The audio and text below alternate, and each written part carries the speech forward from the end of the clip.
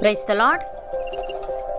ఈరోజు దేవుని వాగ్దానము, నీవు నా ఓర్పు విషయమైన వాక్యమును గైకొంటివి గనుక భూనివాసులను శోధించుటకు లోకమంతటి మీదికి రాబోవు శోధన కాలములో నేనును నిన్ను కాపాడేదను. ప్రకటన గ్రంథము 3వ అధ్యాయము 10వ వచనము.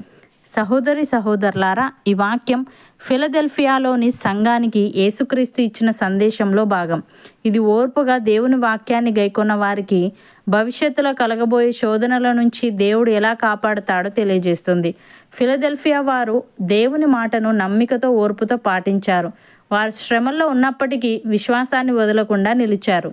కాబట్టి లోకమంతటి మీదికి రాబో శోధన కాలములో నేనును నిన్ను కాపాడేదనని దేవుడు వాగ్దానం ఇచ్చాడు. ఇక్కడ శోధన కాలం అనేది భవిష్యత్తులో రాబోయే విశేషమైన కష్టకాలాన్ని సూచిస్తుంది.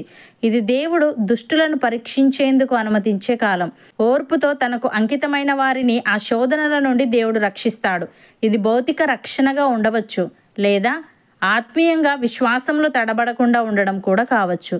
ఏదేమైనా దేవుని మాటపై నిలబడే వారికి శోధనలలోనూ ఆయన రక్షణ కలుగజేస్తాడు. ఉదాహరణకు, దానియేలు దేవుని ఆజ్ఞలను మరవకుండా దినమునకు ముమ్మారు ప్రార్థన చేస్తూ ఓర్పుతో జీవించాడు. ఎట్టి పరిస్థితుల్లోనూ దేవునిపై నమ్మకాన్ని విడవలేదు. కాబట్టి దేవుడు శోధన కాలంలో, అనగా సింహాల గుహలో వేయబడ్డప్పుడు అతన్ని కాపాడాడు. దేవుని మాటకు లోబడి నోవాహు ఓర్పుగా ఉండగా లోకం మొత్తం మునిగిపోయిన దేవుడు నోవాహును మరియు అతని కుటుంబాన్ని జలప్రవాహం అనే శోధన కాలం నుండి రక్షించాడు. నోవాహు ఓర్పుగా దేవుని మాటను నమ్మాడు కనుక దేవుడు అతన్ని ఆపదలో కాపాడాడు. ప్రియులారా, ఓర్పు అనేది తాత్కాలికంగా నిరీక్షించడమే కాదు, అది దేవునిపై స్థిరమైన నమ్మకాన్ని సూచిస్తుంది. ఓర్పుతో దేవుని వాక్యాన్ని గైకొనడం అంటే జీవితంలో ఏ పరిస్థితులు వచ్చినా ఆయన మాటపై విశ్వాసంతో ఉండడం. అలాంటి వారిని దేవుడు పరీక్షల కాలంలో సురక్షితంగా కాపాడుతాడు.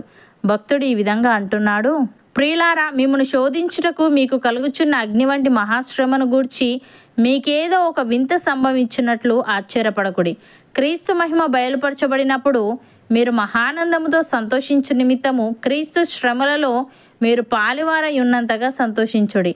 క్రీస్తు నామము నిమిత్తము మీరు నిందపాలైన ఎడల మహిమా స్వరూపి అయిన ఆత్మ, అనగా దేవుని ఆత్మ మీ మీద నిలుచుచున్నాడు గనుక మీరు ధన్యులు.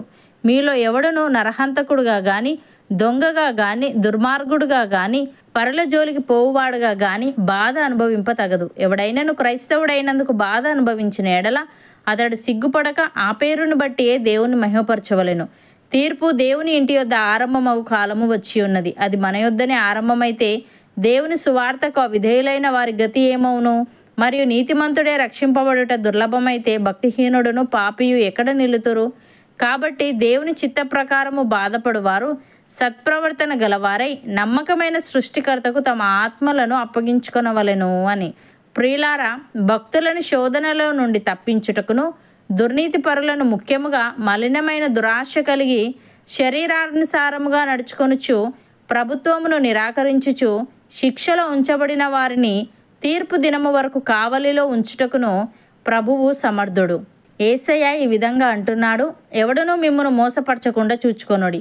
అనేకులు నా పేరట వచ్చి నేనే క్రీస్తునని చెప్పి పలువురిని మోసపరచెదరు. మరియు మీరు యుద్ధములను గూర్చి, యుద్ధ సమాచారములను గూర్చి వినబోదురు. మీరు కలవరపడకుండా చూచుకొనుడి. ఇవి జరగవలసి ఉన్నవి గాని అంతము వెంటనే రాదు. జనము మీదికి జనమును, రాజ్యం మీదికి రాజ్యమును లేచును. అక్కడక్కడ కరువులను, భూకంపములను కలుగును. ఇవన్నీ వేదనలకు ప్రారంభము. అప్పుడు జనులు మిమ్మల్ని శ్రమల పాలు చేసి చంపెదరు. మీరు నా నామము నిమిత్తము సకల జనముల చేత ద్వేషింపబడుదురు. అనేకులు అభ్యంతరపడి ఒకరినొకడు అప్పగించి ఒకరినొకడు ద్వేషింతురు. అనేకులైన అబద్ధ ప్రవక్తలు వచ్చి పలువురిని మోసపరిచెదరు.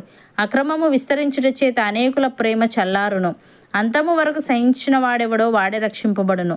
మరియు ఈ రాజ్య సువార్త సకల జనములకు సాక్షార్థమై లోకమందంతటను ప్రకటింపబడును.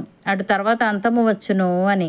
సహోదరి సహోదరులారా, నిరీక్షణ గలవారై సంతోషించుచు, శ్రమయందు ఓర్పు గలవారై ప్రార్థనయందు పట్టుదల కలిగి ఉండుడి. పరిశుద్ధుల అవసరములలో పాలు పొందుచు శ్రద్ధగా ఆతిథ్యము ఇచ్చిచుండుడి.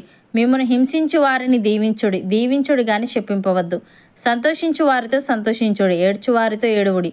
ఒకనితోనొకడు మనస్సు కలిసి ఉండుడి. హెచ్చువాటి యందు మనస్సుంచక తగ్గువాటి యందు ఆసక్తులై ఉండుడి. మీకు మీరే బుద్ధిమంతులమని అనుకునవద్దు. కీడుకు ప్రతి కీడు ఎవనికిని చేయవద్దు. మనుషులందరి దృష్టికి యోగ్యమైన వాటిని గూర్చి ఆలోచన కలిగి ఉండుడి. శక్యమైతే మీ చేతనైనంత మట్టుకు సమస్త మనుష్యులతో సమాధానముగా ఉండుడి. అవును అన్నవారు నాతో పాటు ప్రార్థనలో ఏకీభవించండి.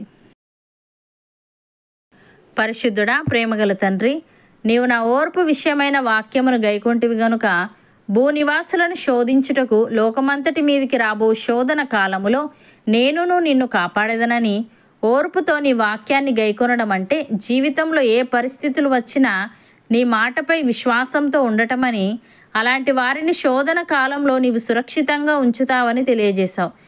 నీకు స్తుతులు దేవా. మమ్మను శోధించుటకు మాకు కలుగుచున్న అగ్ని వంటి మహాశ్రమను గూర్చి మాకేదో ఒక వింత సంభవించినట్లు ఆశ్చర్యపడక, నీ మహిమ బయలుపరచబడినప్పుడు మేము మహానందముతో సంతోషించు నిమిత్తము నీ శ్రమలలో మేము పాలివారమై ఉన్నంతగా సంతోషించే వారంగా ఉండుటకు సహాయము దయచేయమని, హెచ్చువాటి యందు మనస్సుంచక తగ్గువాటి యందు ఆసక్తులమై కీడుకు ప్రతి కీడు ఎవనికిని చేయక మనుషులందరి దృష్టికి యోగ్యమైన వాటిని గూర్చి ఆలోచన కలిగి ఉంటూ శక్యమైతే మా చేతనైనంత మట్టుకు సమస్త మనుషులతో సమాధానంగా ఉండుటకు కృపచూపమని, ప్రతి విధమైన కీడు నుండి మాలో ప్రతి ఒక్కరిని నీవే తప్పించమని యేసుక్రీస్తు నామమున ప్రార్థిస్తున్నాము తండ్రి.